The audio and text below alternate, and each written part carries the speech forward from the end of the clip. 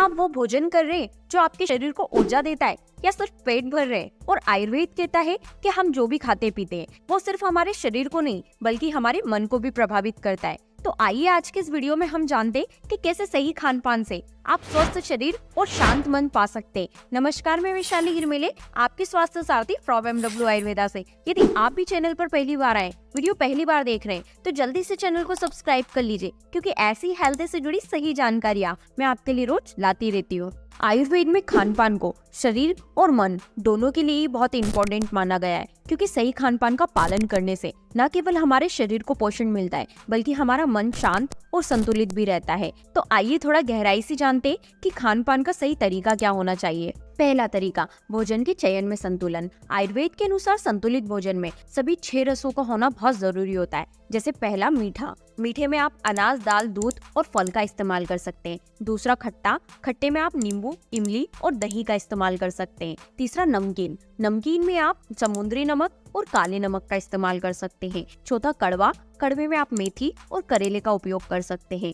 पांचवा, कसेला। कसेले में आप हल्दी और पत्तेदार सब्जियों का उपयोग कर सकते हैं। और छठा, तीखा। तीखे में आप अदरक, मिर्च और लहसुन का उपयोग कर सकते हैं, क्योंकि इससे शरीर को आवश्यक पोषक तत्व मिलते हैं और हर प्रकार के दोष यानी वात, पित्त, कफ ये तीनों ही संतुलित रहते हैं। दूसरा तरीका, ताजा और मौसमी भोजन करें। ताजा और प्राकृतिक मौसमी भोजन करना सबसे अच्छा होता है। पैकेज्ड और प्रोसेस्ड फूड से बचना चाहिए, क्योंकि इसमें पोषक तत्व कम होते हैं और विषाक्त तत्व अधिक होते हैं। मौसमी फल और सब्जियां शरीर के लिए अनुकूल होती है और इन्हें पचाना भी आसान होता है। तीसरा तरीका, भोजन का समय और अंतराल। सुबह का नाश्ता हल्का और ऊर्जा देने वाला होना चाहिए, जिसमें फल, दही, दलिया या मूंग दाल का चीला सही होता है। दोपहर का भोजन दिन का सबसे बड़ा भोजन हो। इस समय पाचन शक्ति सबसे तेज होती है, जिसमें चपाती, दाल, सब्जी और चावल का संतुलित भोजन करना फायदेमंद होता है। और रात का भोजन हल्का और जल्दी होना चाहिए और रात को सोने से पहले कम से कम 2 से 3 घंटे पहले ही भोजन कर लेना चाहिए, ताकि भोजन अच्छे से पच सके।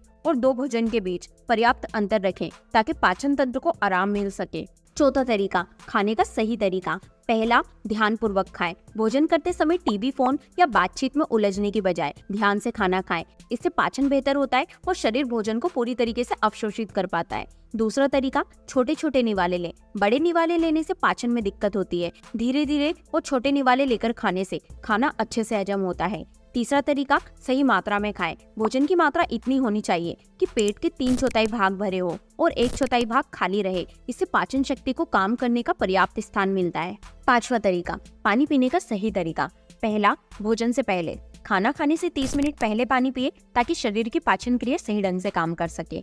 दूसरा, भोजन के दौरान बहुत ज्यादा पानी न पिए, केवल घूट-घूट पानी लेना सही होता है। तीसरा, भोजन के बाद। खाना खाने के तुरंत बाद पानी पीने से बचें। कम से कम 30 मिनट का अंतराल रखें।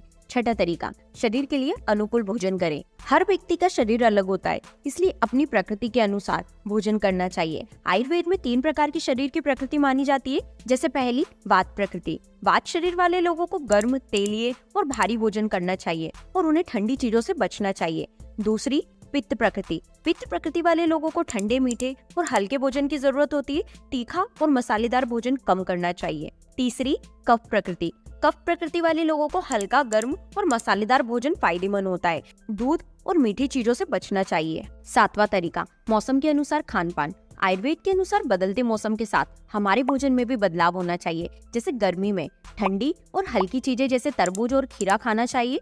सर्दी में गर्म और भारी चीजें जैसे घी, मेवा और मसालेदार सब्जियां खानी चाहिए। बरसात में हल्का और सुपाच्य भोजन, साथ ही शरीर को अंदर से गर्म रखने वाले मसाले जैसे अदरक और हल्दी खाना चाहिए।